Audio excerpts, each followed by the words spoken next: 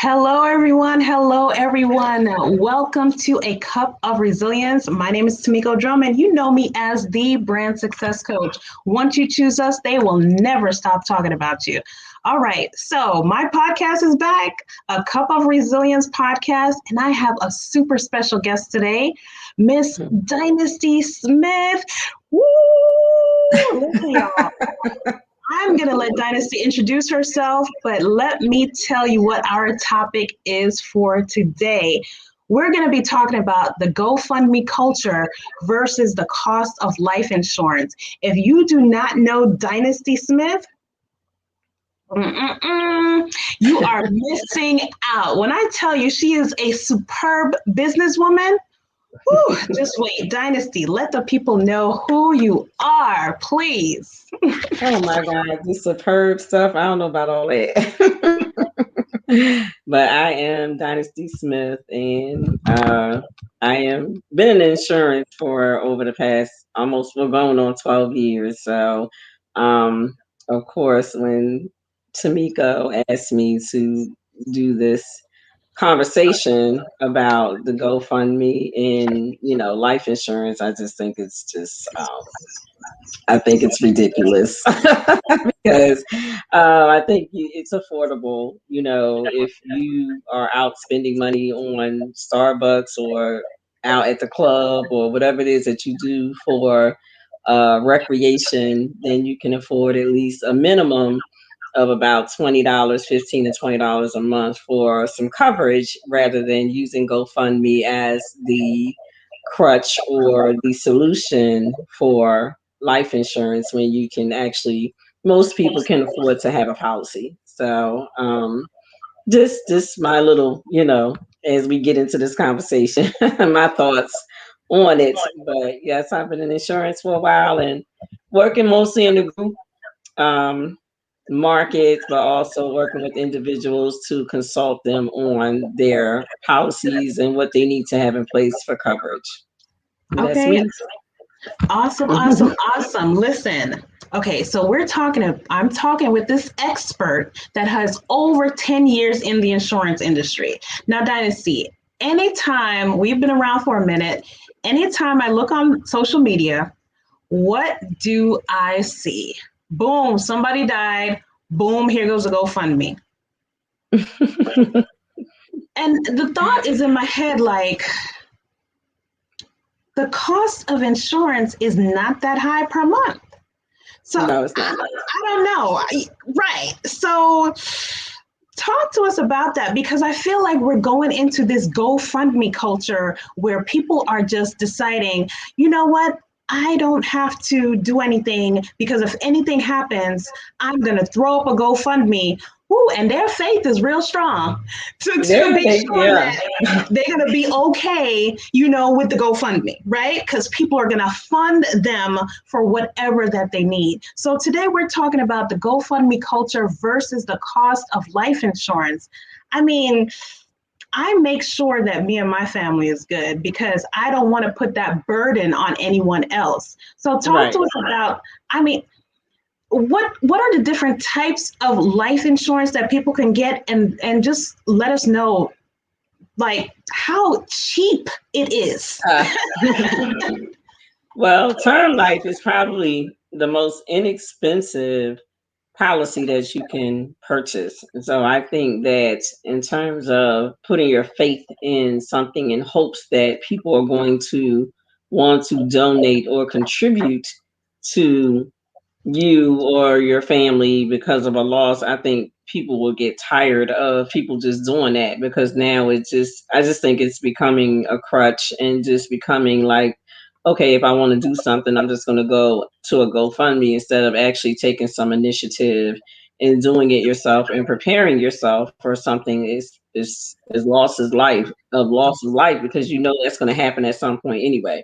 But term life is the least expensive type of life insurance you can get, and I mean it's just not hard to do. Now I could see if someone has some previous issues and having challenges with getting coverage, maybe they're not employed and they have some issues with getting coverage and something happens, that's unfortunate, then I can understand that. But if it's a situation or circumstances where, people have access to funds, they have access to benefits, and if you don't take at the very least a 15, 10, or $15,000 policy out on yourself, especially with term life insurance, which in the group market could be as low as like $2 and some change per pay period, or even in some instances, depending on your tobacco status or whether you smoke or not, basically, you're able to get insurance very, very inexpensively as far as term life goes. So if anybody should have anything, even if they can't afford like the whole life or the universal lives, which are cash value building type policies, those are a little bit more pricey in terms of the premium. And most people can afford a term life insurance policy. So if you have nothing, that's just ridiculous. And then sometimes you got to be willing to have the conversation. And some Right. people don't have the conversation with their family members, especially elderly people. You got to be willing to have those difficult conversations, because even though no one wants to see that person pass away, we all know that we're not going to live forever. So you got to have sit down and have those conversations. I've had those conversations with my entire family. Mhm. Let people know, hey, you have a family member who can help you get coverage. It makes no sense for something to happen and you not to have coverage when you have me. That just doesn't Right. make sense. And sometimes people just don't know. It could be lack of education, and I do understand that. But then you also have to be willing to seek out education on it. I always offer people to talk to me, even if they have life insurance or whatever type of insurance, to say, hey, well, if you want me to take a look at your policy to see what you have, or talk to you about coverage. It's just people willing to take the time to have that conversation. I think the GoFundMe thing is just becoming more of a popular thing, because now people are just going, well, now that they see that that can happen, um, Exactly. and oh, okay, well, I just don't have to do anything. I'll just wait, and if something happens, I'll just go to start a GoFundMe page. But after a while, people will get tired of that. Of They'll course. get tired of, because just like anything, they'll get tired of people not handling their business, because that's just basically what that says. Folks Right. not handling their business. And for those who just decide, I'm just not going to do it because now here's this other option, it just makes no sense. Especially when you can have policies that can cover burial, they can cover other expenses that may be incurred, at that time, where the family has experienced a loss. But, I just think people are going to get tired of it. I really Of do. course. Of course. Whew, I don't even know how um people don't think of that, right? I Hmm. have to have that conversation with I've had it with my son, with everyone in my family as well, because that's so burdensome. I remember a few years ago when we had to bury my sister. Thank God Right, she had some insurance, but right. still dealing with having the loss, first of all, and then Oh, yeah. having to plan for everything, dealing with the funeral, etc. It's tough to now knowing you have to bury a loved one and not have the money to do so. I Yeah. don't I don't know. My faith is not that strong to be like, hey, let Mine me either. can I beg y'all for some money so I could bury my family member, please? It's No, yeah. that's tough. That's tough. No. And that burden shouldn't rely on strangers or friends, out of the kindness Exactly. of their heart. So Exactly. you mentioned that if someone's working, they can get insurance for about $2 and some change per pay period. Like how much Yeah, there's insurance is like that? a lot of times if there's a group term life offered in an employer group, it's very inexpensive. So if you're actually working for, you have an employer in an employer group, most employers that, care about their employees will offer some type of insurance, some type of life insurance. So, and a lot of times it's on a group platform, which is the least expensive type of insurance. I've seen it where it's like 50 cents a paycheck. And it just makes no Wow. sense to not have it if you have numbers like that. I mean, come on, really? That's just not, that just doesn't make sense. I mean, it's a no brainer at that point. you should just be saying yes. If you say Right. no to that, that is just irresponsible, at the least. But Let me that ask doesn't you, make what is the cost for someone like myself who's a full-time entrepreneur? Am I able to get a policy, uh, and what is a good amount to have for life insurance? well, for being, it all depends on, you want to look at what it is that if something were to happen to you, you want to look at what it is that you're trying to take care of. Mhm. Naturally, you're trying to take care of your burial, your final arrangements. How much monies do you want to leave to your son, or for people to take care of any outstanding bills that have to be taken care of. Some things don't have to be taken care of, but like say if you had a home, if you owned a home and things of that nature, or if you just want your loved one to have some excess funds, once all is said and done.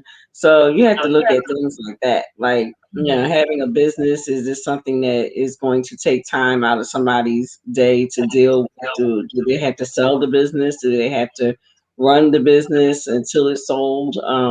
So things of that nature you want to think about when you're purchasing insurance. A lot of times people will come up and go, "I just need $100,000," and you're like, okay, well, what do you need $100,000 for? Where you Right. Okay. know exactly how much you need, um, and what that's for. Like for me, I got another policy of 200,000 because I do a few things.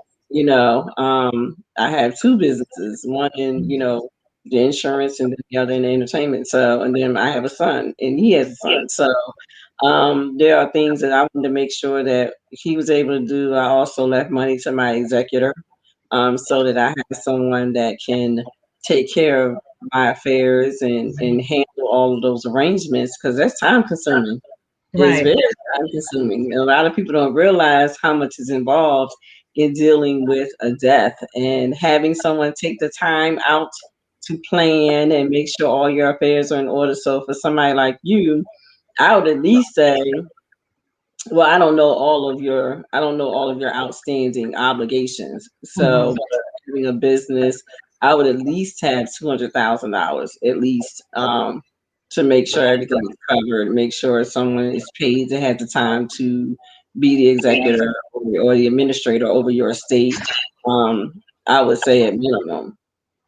Right. Yeah, I made sure. Listen, my son is covered. Okay, covered. Right, right. Yeah. It's gonna be Yeah. all good.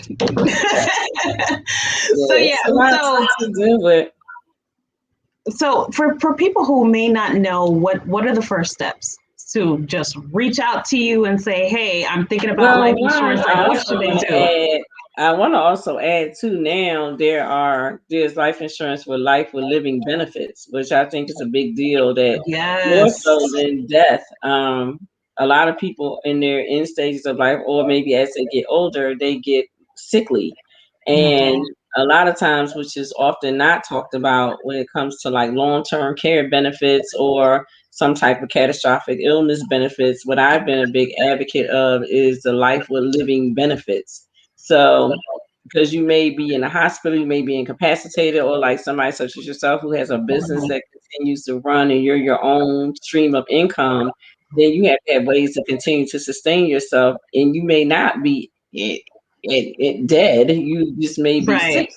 Hmm. So life insurance that offers those living benefit components, which I'm a big advocate for, because I've seen it all too often where someone is in a hospital or in hospice care or in home health care where they Hmm. can no longer do their normal activities of daily living. They have to have someone take care of them. And I know we all might say, "Oh, I'll take care of this loved one," but you really can't take care of a loved one the way a Right. nurse can, especially someone that's sickly and has to be lifted or has to be Hmm. fed. You have to still work to maintain your obligations, and you're trying to care for this loved one. So you really cannot do it all. Taking care of another human being is a 24-hour, 7-day a week job. And Right. it's tough to do that if you don't have help. You might be able to assist someone, and if you don't have those skills, if you don't have nursing skills, it would be something that you honestly would not be able to do, especially administering medications that like maybe if it's a needle that maybe insulin or something like that. Like I'm Mhm. probably pass out on the floor before anything ever got done. But as Right. far as trying to get life insurance, first of all, I would be prepared to have a conversation. If that counselor or that insurance agent is doing their job correctly, you will want to make sure you have this kind of conversation where it's saying, hey, well, what is it that how much do you feel like you need, and what is it that you're trying to accomplish if something were to happen to you? You know, Right. that's the first conversation. And then they're going to want to know whether or not you're a smoker, because that plays a part in the rates. And they're going to want to know, obviously male or female, age plays Mhm. a part in the rates as well. And again, like I said, just what you're trying to accomplish, in the event of your death, or even if you're looking for, like now I have clients that are looking for things that with the living benefits, they may have life insurance, but now they're more interested in those conversations about how this life insurance can help me while I'm living. Because Right. things like a lot of times people don't know, if you're ever diagnosed with a terminal illness, most life insurance policies have an accelerated death benefit clause in it where they actually can pay out. You can actually collect 75% of those funds up front to take care of Mhm. yourself. So it's really, you time to It have a depends. and also you may want some life insurance you can borrow from, which could be a term life insurance. I mean, not term, whole life, or universal, which is a cash value building product. Both of those have different mechanisms in how they work. Whole life is basically the whole of your life. You can buy that insurance in increments where it's paid up at a certain age, where it might be paid Mhm. up at age 65 or 70. And then once it's paid up, you no longer have to pay premiums. That might be something somebody may want at a younger age. It's less expensive, and you're building Right. value, and it's something that you can use as an asset. So you can Mhm. actually borrow from it if you need to. Um, like during the pandemic, like some people were able to borrow from their life insurance policies to get by, Mhm. get through these times. And also, the universal life has mechanisms where you can overfund the premium. So if the premium is like $20, you can add more funds to pay into it to build the cash value a lot faster. So Wow. also some more things like index ULs that are now people are using for retirement funding. So if you have an index, matter of fact, I was just talking to somebody about that. I'm getting a life insurance policy, which also has living benefits and also has mechanism in it that builds funds for retirement. So once you actually get to that age of retirement, you have a boatload of money in there that you can pay yourself an income once you reach retirement age. So there's a lot of different things that life insurance is doing now. It all depends on what your individual needs are. No one should just be saying, "Hey, here's $100,000. You should be good. Go invest." Right. So they should be having a conversation with you and asking questions to find out what it is that you're trying to accomplish with this life Mhm. policy. So what I hear you saying is call you. Because if they don't know what they need to call a professional. So Yeah, for you, yeah. let the people know how to get in touch with you. I know you've been in business for a very long time. So listen, y'all, she knows her stuff. Okay. So how do they get in touch with you, for these Mhm. Dynasty? How do they get in touch with you? Let us. Oh, they can either call my number 404-721-2480. It's best to leave me a voicemail that will come to my phone in a text fashion so I know to get back to you, because unfortunately my voicemail gets full up pretty quickly. So that's the best way to get me, is to leave that message on that's a message number, so it speak clearly into it, that way I can get back to you. Or you can send an email at denise.brokerservice@gmail.com. But again, I would say the best way is the 404-721-2480. Leave a voice message and the message will come directly to me. But it's definitely something to think about. I wouldn't rely on GoFundMe for Right. my education, really, but for my life insurance, definitely not. Right, right. So, people, if you've learned anything today, okay, GoFundMe versus life insurance, do me a favor, just call a professional, find out what it is that you need. As Denise Dynasty said, it is absolutely not that expensive. Just call, reach out to her at denise.brokerservice@gmail.com to find, just ask some questions. You never know. I mean, $2, $3, maybe $20 a month. So much better to have that peace of mind than depending on other people to help handle your responsibility. Well, it's So like you said earlier, not to cut you off, but I went through death, you've experienced death of loved ones that are close to you. And the last thing you want is to add another burden. If you're going right, through that loss and you're mourning the death of that loved one, the last thing you want to have to worry about is how you're going to pay for, putting them away properly. And you want to do it nicely. So, and then we've been blessed in my family. We've had loss, we've had death, and thank God, everyone had, coverage. They had life insurance. We were able to do the things that we needed, in a fashion and grieve those loss, not have to grieve financial burdens, not have to deal right. with a financial burden. So that's a huge, huge point that you made earlier. And that's something I always say. I hate to have to see someone suffer like that, to suffer not only a loss, but now suffer the financial burden of that loss. Yeah, it's sad, and you just never know. So, please reach out to Denise again. Email denise.brokerservice@gmail.com. It's super important. Please, please, please. I cannot tell you enough. I implore you, please get some life insurance. Do not Okay. depend on GoFundMe, okay? Because No. people be using that just too much. It's a crutch. Any little thing now is GoFundMe, and at some point you're gonna cry wolf, and people gonna get tired of it. Oh So yeah. Yeah. just do me a favor. Go ahead and handle your business for real, for Right. real. That's so Right. important, right? Like you mentioned, people buy Starbucks, they buy this, they buy that. Listen, get some life insurance. Get some Yes. life insurance. Find out what you need, and we're gonna be good. Again, whoo, I think that's it. That's all we got to tell them.